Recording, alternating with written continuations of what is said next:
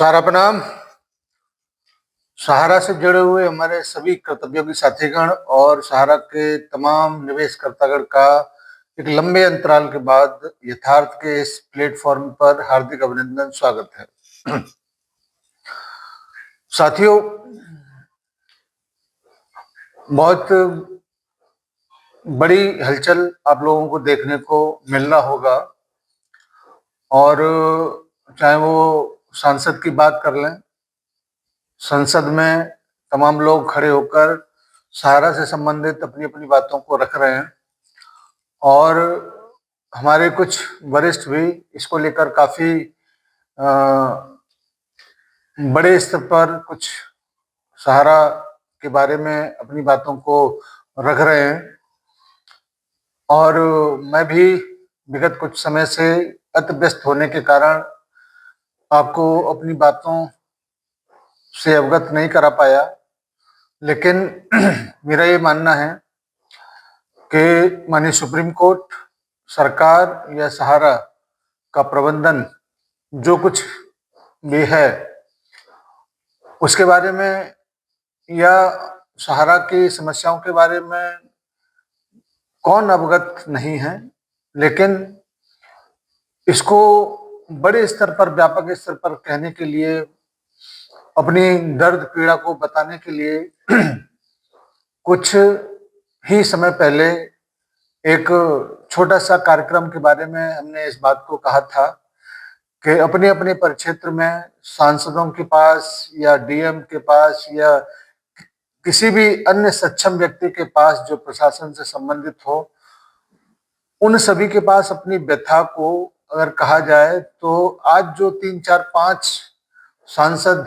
सहारा की समस्याओं को अधूरे तरीके से रख रहे हैं, शायद उनसे मिलकर अपनी व्यापक समस्याओं के बारे में जो भी उचित है उसको ठीक तरीके से समझा पाते तो शायद अपनी वो भी बातें अच्छी तरह से रख पाते, लेकिन उसको तमाम लोगों ने ऐसे ही बेपरवाही से उसको निकाल दिया। उस आह्वान के बारे में किसी ने सीरियस होके बातों को सुना नहीं और नहीं उसको करने का प्रयास किया गया, क्योंकि मैं अक्सर इस बात को कहता हूं कि आंदोलन करना बच्चों का खेल नहीं है। उसको करने के लिए एक सामूहिक प्रयास की जरूरत पड़ती है, लेकिन उस सामूहिक प्रयास को बड़े स्तर पर आजमाने से पहले समझदारी इसमें होती है कि अपने ही परिक्षेत्र में छोटे छोटे स्तर पर उसको करके अपनी ताकत को आजमाया जाए कि जब छोटे स्तर पर हमारी ताकत किस प्रकार से कितनी बड़े स्तर की है तो जाकर किसी बड़े आंदोलन का वो आकार ले सकता है। लेकिन हर व्यक्ति का एक सोचने का तरीका है, और यहाँ पर सहारा से संबंधित कार्यकर्ताओं के बारे में बात कर ली जाए या निवेशकों के बारे में बात कर ली जाए, हर व्यक्ति ये सोच के बैठा हुआ है कि इसका हो जाएगा तो हमारा भी हो जाएगा, और हम क्यों पहल करें, हम ही सबसे आगे क्यों बढ़े। इसी सारी चीजों को लेकर हमने छोटा मोटा रास्ता बताया था कि तहसील स्तर पर, जहां पर आपको पैसे का भी खर्चा नहीं होगा, केवल अपने संसाधन से किसी भी चयनित जगह पर जाकर 10 20 100 लोग इकट्ठा होकर अपनी बातों को एक जनप्रतिनिधि के माध्यम से उच्च स्तर पर पहुंचाने की बात कहा गया था, लेकिन उसको माना नहीं गया या उसको समझा नहीं गया, और आज नतीजा ये है कि पूरा का पूरा प्रकरण बिल्कुल ठंडे बस्ते में पड़ा हुआ है। सुप्रीम कोर्ट क्या सोचता है इसके बारे में उसके ऊपर टिप्पणी करना बेकार है, क्योंकि अगर कुछ कहा जाएगा तो कंटेम्प्ट की बात होगी, और सुप्रीम कोर्ट का आदर सम्मान हम सभी करते हैं, लेकिन जहां पर जान पर बनी हो तो निश्चित रूप से उस पर कुछ ना कुछ बात जरूर कहा जाना चाहिए। मैं भी अपनी तरफ से ये बात जरूर कहना चाहूंगा कि अगर सुप्रीम कोर्ट के आदेश के अनुरूप अगर हम 2 घंटे का भी अगर विलंब कर देते हैं तो सहारा के द्वारा दिए गए दस्तावेज नहीं लिए जाते। कहते हैं कि 2 घंटे का विलंब हो गया, अब हम दस्तावेज नहीं लेंगे, लेकिन वही सुप्रीम कोर्ट जब केंद्र सरकार को 4 हफ्तों का समय देता है उन सभी विवादित प्रॉपर्टियों के बारे में अपनी व्याख्या, अपनी तरफ से जो बात करने का बात कहता है, वहां पर 4 सप्ताह की जगह पे लगभग 5 महीने हो गए,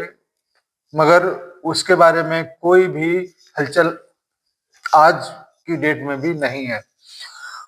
मैं ये नहीं कहता कि सुप्रीम कोर्ट को सहारा के लोगों के बारे में पता नहीं होगा, निश्चित रूप से हर चीज उसको पता होगा, लेकिन न्याय कब दिया जाएगा ये खुद उसको भी नहीं पता है, क्योंकि उससे तमाम अन्य लोग जुड़े हुए हैं, वो सपोर्ट नहीं करेंगे तो शायद न्याय में ऐसे ही और विलंब होता चला जाएगा। साथियों, मेरा कहने का मतलब और आज आपके बीच में अपनी बातों को रखने का मतलब मैं आपके बीच में जरूर रखना चाहूंगा। बहुत सारे लोग मेरे पास मैसेज कर इस बात को कहते हैं कि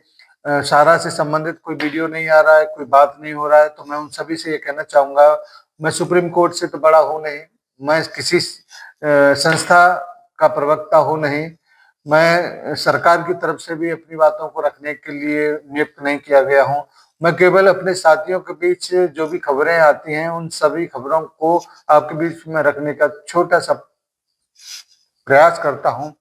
और इस वक्त इस बीच किसी प्रकार की कोई हलचल, कोई बात नहीं है, तो फिर आपके बीच में आने का कोई औचित्य शायद बनता नहीं है। लेकिन हौसले के लिए हम लोग बीच में आते जाते रहते रहे हैं और इतना लंबा अंतराल भी नहीं हुआ है। तो मैं ये जरूर कहना चाहूंगा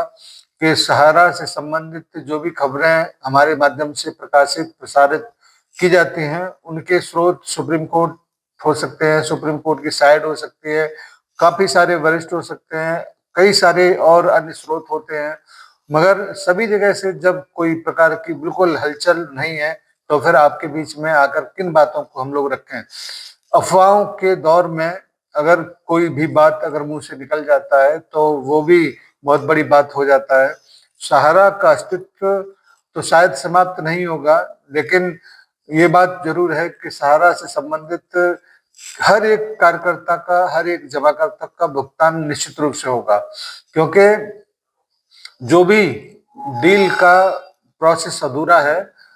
उसके बारे में तमाम तरह की आशंकाएं, तमाम तरह की बातचीत लोगों के बीच में परोसी जा रही हैं। मैं यहाँ पर बिल्कुल अपनी बात को स्पष्ट रखते हुए आपके बीच में ये बात कहना चाहूंगा कि किसी भी हालत में सुप्रीम कोर्ट के अलावा उस डील के बारे में किसी भी बाहरी व्यक्ति को पता नहीं है कि कितने में हो रहा है, क्या हो रहा है। और सुप्रीम कोर्ट जहाँ पर संरक्षक है, तो इस बात में भी कहीं से कोई कोताही नहीं बरतना चाहिए कि उसके रहते हुए किसी व्यक्ति के ऊपर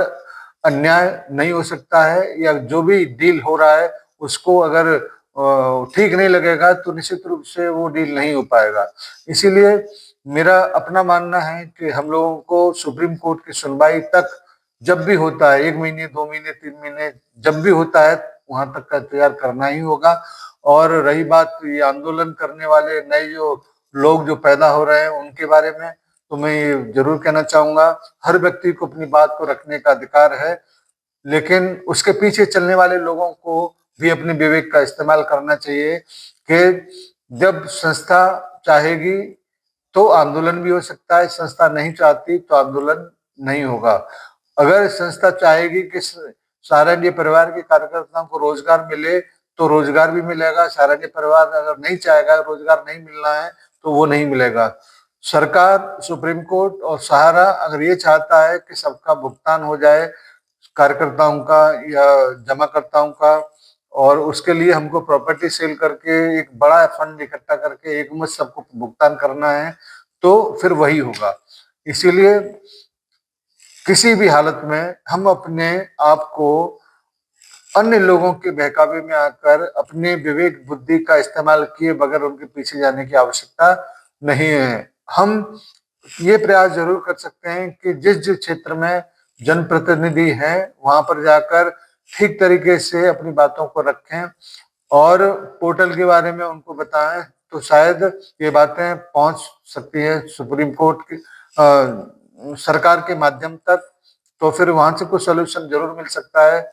अगर हम लोग छोटा सा भी प्रयास नहीं करेंगे तो बड़े प्रयास की करने की उम्मीद करना शायद बहुत बड़ी मूर्खता होगी। इसीलिए